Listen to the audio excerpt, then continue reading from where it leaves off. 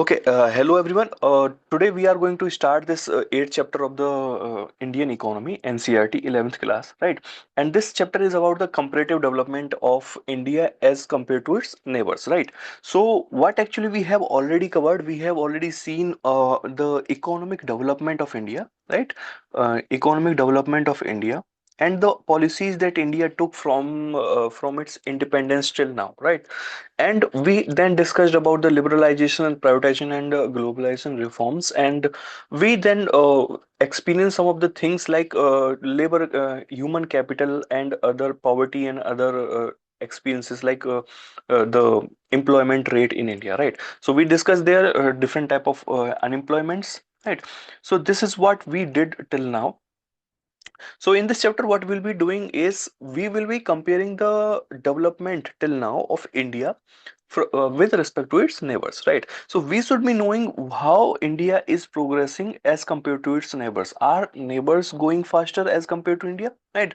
So if they are going faster, or if their growth is better than India, then what they are doing that India can learn from there, right? So we in a society, right? We are not an individuals, right? So we are always compared, right? So in that sense, we will be comparing today the economic development of India, right? Economic development of India, right? Now, so this is what we I have summarized here, right? And the gist is provided here. So what is the introduction? Introduction is world has seen the globalization, right? So as we all know that globalization has started after this industrial revolution, right? So since then, India adopted this globalization policy of LPG reforms and globalization in 1991, reforms of 1991, right? Then what actually happens is, in the globalization, every nation is trying to protect its own country, its own economy, its own industries, right? So this is a time of globalization, and India is also protecting its own industries and economy, right? So and also, in order to protect those economies, its own economies, India and other nations also, they have formed some groupings, right? So so that they can trade in themselves, they can have lower tariff rates, and they can sell out their goods that they are producing in those blocks, right? And some of the blocks that you may be knowing is BRICS, right? And this is the block of emerging economies, right? Brazil, Russia, India, China, and South Africa, right? And G20 is also a grouping, economic grouping. SARC is also a economic grouping, right? Grouping where the goods can be sold, right? So this type of groups have been formed because of the globalization. The tariff rates were decreased by all those nations, right? Within that group, right? And you must be knowing about European Union, which is also a group, and ASEAN. ASEAN is the group that India is member of, right? G8, G20, and SARC, etc. These are the different type of groupings, and these have been formed because the economy, right? So that the nations can run their economy. If they are producing something, they can sell out in those markets, right? Now, and it is important to study the experiences of neighbors in order to compare our own development with them, right? If they are doing better, something better, then that thing we can learn and adopt in our economy, and then we can also progress at a faster rate, right? So this is what is being talked about here. And one more thing is shared growth, right? So we as a nation are not independent, right? We are dependent on many other nations, right? Neighbor nations, in order to sell our goods, in order to import some of their goods, right? And the growth pattern of India is not different from another people, right? So in that sense, we all have we are all growing on the path of the growth, right? And we have interest, right? We have interest. If they grow, then we also grow, right? If India in the region, suppose this is India, right? If India grows in this region, will not the Sri Lanka will be growing? it will also implement some of the reforms, right? If some people will be coming, if suppose tourism is there, some people are coming for the tourism to India, will not be they going for Sri Lanka also? So this is how, if a country, if a nation grows in a geography, right? So its neighbors also start to experience some of the level of growth, right? So growth is shared. So that is why it is important to compare ourselves with the neighbors also. So for this chapter that this chapter has talked about, it has compared the growth rate of India with China as well as Pakistan, right? And we also know that China has command economy, right? Its every production is controlled by the state, right? There is one party system, and one party, that is communist government, controls every sector of the government, right? It controls all the PSUs, it controls the economic system, it controls education and other policies also. So China is having the command economy, while Pakistan is having the military type of structure, where the military dominates the political structure, right? So in that sense, and also you should be knowing about India, that we already know that India is a democratic country, right? India is a democratic country. So if we are seeing, so we are seeing three different countries, and those all have a different type of political structures, right? Political and economic structures, right? So though we are going to compare ourselves with their perspectives, right? But they themselves are different, right? All those three countries are different, and we will be concentrated on the economic development of everyone, right? Okay, how development path went for all the nations, right? We should be knowing, right? But what we have already done is that for India, whatever the economic progress that India has happened after independence, how the reforms happened, right? We already know, we have already went of in the last 7 chapters, right? So you must be, for a snapshot, you must be knowing that India experienced independence in 1947, and before it, the economic development was very poor. Afterwards, what actually happened is India adopted industrialization, right? Industrialization, and then it went for economic reforms in 1991, and since then our economic growth have been one of the fastest, right? Now this is about India, and slowly we will be knowing about China and Pakistan also, so that we can compare it, right? So in order to compare, we should know what those things are, right? So why are we concentrated on China and Pakistan or India, right? Why we are comparing? Because India and Pakistan experienced their freedom in 1947, right? That we already know, and China became independent in 1949, right? So all these nations, right, all these nations started their journey, right, journey towards growth at the same time, approximately the same time. So that is why we are interested in doing this, right? And another similarities are also there between these nations, right? They have started at the same time, or at the same time they have also had the same type of planning, that planning of economic development, right? So all these nations, all the three nations started with 5-year plans, because we were at that point of the time we were influenced by the Russian economy, right? Soviet economy. So Soviet economy was growing with a 5-year plan. So we adopted those planning system in India, right? China was also a neighboring country of the Soviet Union, so China adopted this, and Pakistan was bifurcated from India, right? So Pakistan has also started the 5-year plan. So every nation was doing the 5-year planning, right? Same model of economic development was adopted by all the three nations. What were those? Public sector. All the three nations concentrated themselves on the public sector, right? So India established public sector units, PSUs, right? In the same manner, Pakistan and China also implemented public sector undertakings, right?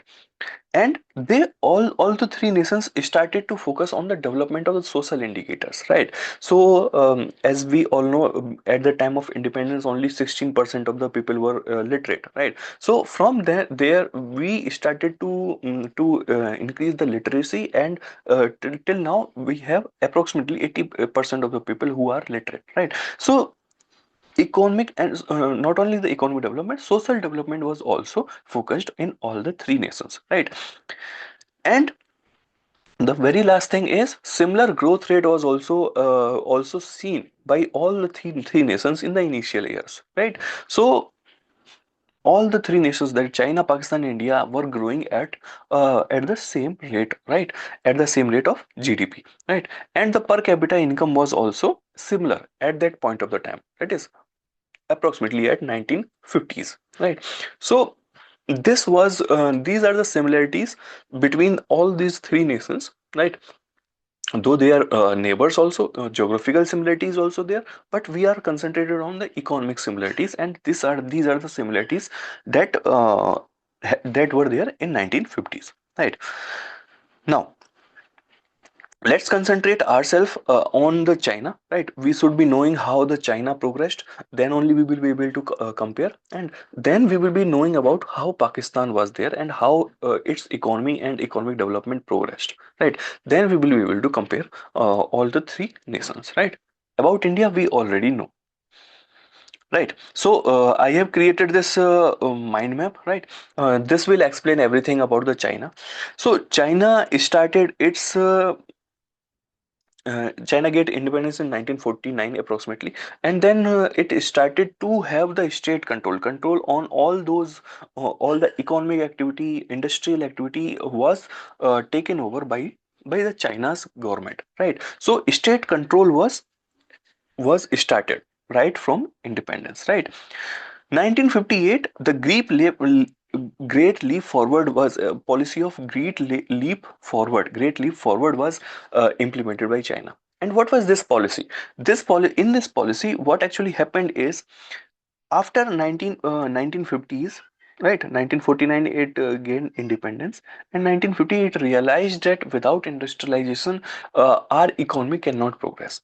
Are you getting it? Because China at that point of the time was seeing Japan, right? Japan has industrialized in early 90s, or approximately 1890s, right? And from then on it progressed at a very fast rate, and in 1904 it also challenged the Russian government, right? Soviet Union, right? So in that sense, China was knowing that yes, we can't progress without industrialization, and industrialization is important. So what China did, it implemented the industrialization policy through the Great Leap Forward. And how what it did it in this reform, in this period, it started to concentrate on the rural people, right?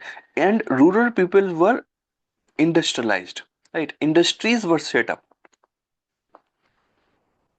right? Industries were set up in rural areas. So what actually happened is rural people started to gain the employment and produce goods in the economy, right? So in that sense, within a duration some years, China was able to reduce its import dependence to a very large extent, right? So this was the policy of Great Leap Forward that was implemented in 1958. Then communes were made. The What is the concept of the communes? Communes were the industrialized things which were done in the rural areas, right? One thing I was I'm sorry about is this Great Leap Forward policy was implemented in the urban areas. I'm sorry about it. This was done in urban areas, right? Heavy industrialization was done, but in by the communes, it was done in the rural areas as well. In the rural areas also. So rural areas were industrialized, right? Through the policy of communes. ठीक है?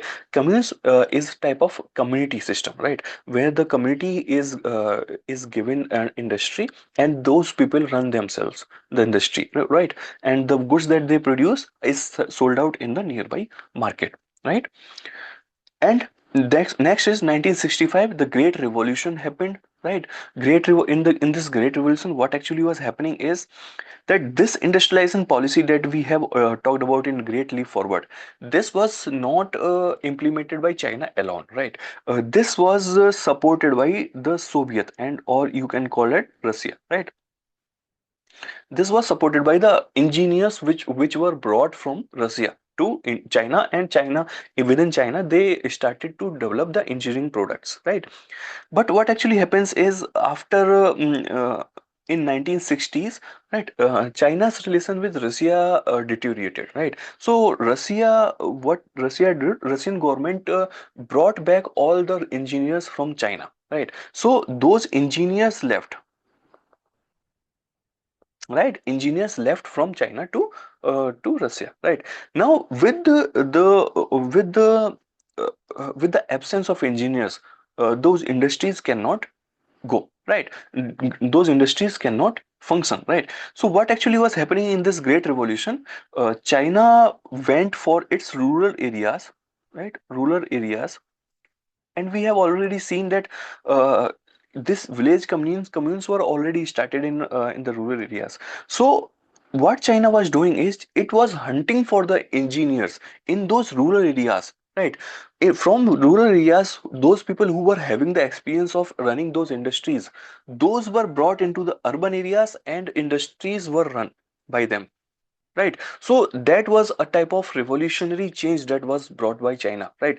Its independence for engineers on the Russian government went down significantly, right? So this was happening in the Great Revolution. Now 1978, what was done is next era of reforms were implemented by China, right? And first sector which was targeted was agriculture, right? So if you can see the agriculture sector's reform in India, right? It in India has not happened till now. But China was the nation which implemented the agricultural reforms in the agriculture sector very at the very first place, before industry also, right? And then afterwards what actually happens is after the reforms in the agriculture sector happened, then they went for industrial sector reforms, and they implemented the says that is special economic zones were made, right? Special economic zones were made in order to export its own goods, right? So what is the concept of special economic zones? Suppose this is a territory of a nation, right? तो अगर वो एक area को separate कर दें, right? So if this area is separated from that country, not separated in the geographical sense, but in the papers, and they say that we will treat this area as foreign, right? Foreign or outside the territory of India, of that nation, and whatever the industrial production is happening here, so those GST, right, production taxes and other things which are available here will not be implemented at this place, right? So this place will be independent, functioning independent in its own, right? And for the tax reasons also, we will tax minimum amount of tax. So in that sense, industries, what industry will be going, they will be setting its base here in this area, SEZ area. Why? Because they will be paying lesser amount of tax, and those GST taxes and another type of regulations, whatever the regulations, rules or acts which are implemented in this area will not be implemented in this area. So this is about this is a type of act free zone, right? So so the government's pressure will not be available in this SEZ area, right? So that is why what the reforms that China implemented was SEZ was set up for industries in China, right? So this was the thing, right? This is how China progressed from then till now, right? This was the economic policy of China, right? Okay.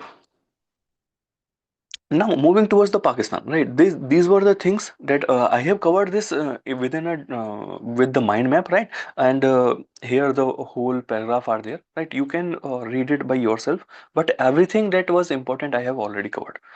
Now moving towards the Pakistan. Pakistan, we already know much of the things, but let's understand economic policies of Pakistan that were shaped after its independence of 1947.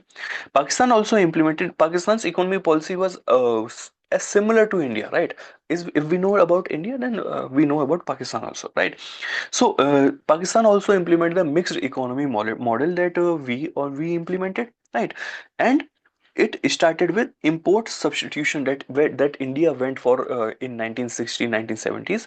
Import substitution also started in Pakistan, right? Green Revolution was also started in Pakistan. It was happened in this Punjab area of Pakistan, right?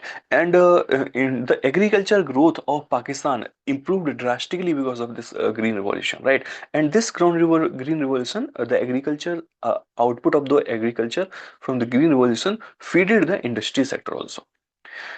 Now, in 1970s, the nationalization was started by the Pakistan government, but this didn't went well, right? And in 1980s, denationalization was started by the Pakistan government. So in that effect, their economic policy was a bit of confusing, right? So within a decade, they have to went from industrial nationalization to denationalization, right? And it was a period of 1988 when they started to reform their economy, right? Though India implemented its reforms in 1991, right? But it was Pakistan which implemented its reforms approximately 3 years before India, right? This was about Pakistan, right? So this is how we all know that what were the conditions of China, what were the conditions of Pakistan and India, right? Right. And then now we will be comparing. Now we will start our comparison between the three nations, and the first thing that we will be discussing is this demographic indicators, right? How the demography of all these nations started to function, right? Started to change, right? And we all know that China was one of the most populous nation till 1 or 2 years back, since then India became the one of the at the top most populous nation of the world, right? So but population wise, China and India was comparable, right? Um but what actually was happening is, if we take it from the independence, right? China's population was very high as compared to India at that point of the time. Now, China is the largest nation, also geographically also, and it occupies the largest area among the three nations. So, China's geography or area is very high as compared to India and Pakistan, right? But population wise, India is one of the highest population as compared to China and Pakistan. So this is the table that we will concentrate upon for the demographic indicators, and this table summarizes everything that follows in the text below, right? So we will be concentrating on this table only, right? And we will be spending some time here so that we don't have to read the text and we are able to understand it from here, right? So if we see the see the population of India, it is approximately 1 lakh 42 sorry of 142 crore, right? And its annual growth rate of population is 0.81%, right? 0.81%, right? Density we will be okay. We just let's see density, how much population is living within an area. It is approximately 473. So India is one of the most dense place among the three nations, right? Now, sex ratio of India is 930. So, what is the sex ratio? Sex ratio is how many women are there? What is the count of women per thousand men? ठीक है. If in an area 1,000 men are living, then in that area how many women are living? So that area that we are talking about is whole India, right? So if there are 1,000 men in India, so there are 930 women in India, right? Fertility rate is 2.0 and urbanization approximately 36%. So, right? So 36% of the area of India is urbanized, right? Population of India is urbanized. So if we compare this to China, China is by population wise we are approximately the same, but its annual growth rate of the population is lower and it is negative. That means its population is decreasing. And why this population is decreasing? Because of the one child policy, right? One child policy. What is the one child policy? China implemented. China saw that its population is going out of the control, so by law China said to its population, it implemented a law that yes, the you will be only allowed one child, right? To produce one child only, right? So those two couple who those couple or those people who are getting married, they can only give birth to one child, but not the second one, right? So in that sense, two people were coming together, right? Two people were coming together on only one child they were producing, right? So in that sense, in within the duration of some decades, the population of the China was started to going down, right? So this was because of the negative growth of the population. Density is 150, and this density is very low because China's area is very high, right? And in some areas the population is not very, because you must be knowing about the Gobi Desert, right? So you will be seeing those things in the geography portion, right? So there is a desert area in China, and the population is very low in that area, right? So that is why the density, population density is lower. Sex ratio is approximately 898, and this is one of the lowest in among the three nations. Fertility rate is 1.2, and we have already seen that why the fertility rate is lower, because of the one child policy. And urbanization is 65%. See, this urbanization means, that means China is one of the highest urbanized among the three, right? If urbanization is higher, right, its growth rate will improve. And if its growth rate will improve, then its economic development will be much faster as compared to other nations, right? So China focused on urbanization in that period, right? And then we will compare with Pakistan. Pakistan population is very low, right? Its annual growth rate of population is one of the highest, right? So you must see that Pakistan's population is growing at a much faster rate as compared to India as well as China, right? If we are saying the density is higher, right, on the higher end, and it is approximately somewhat lower than India.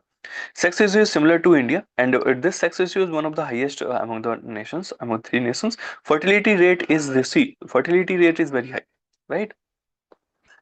Fertility rate is very high. So fertility rate means how many, if a woman is there, if one woman is there, how many children will she bear in her reproductive age, right? So that means 3.4%, there is chance of a 3.4 child being born to a woman, right? So fertility rate is one of the highest in Pakistan, right?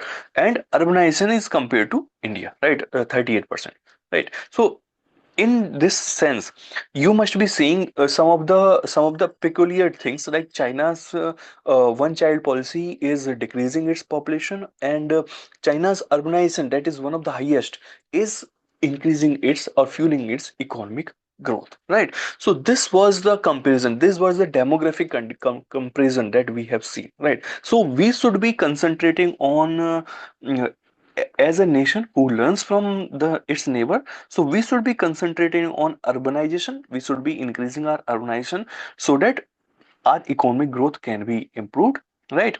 We should be focusing on our sex ratio also, because if we will be having a better sex ratio, right, then the gender equality can be achieved, right? Population density should reduce, yes, and our annual population growth should be within the bounds, right? It should be controllable.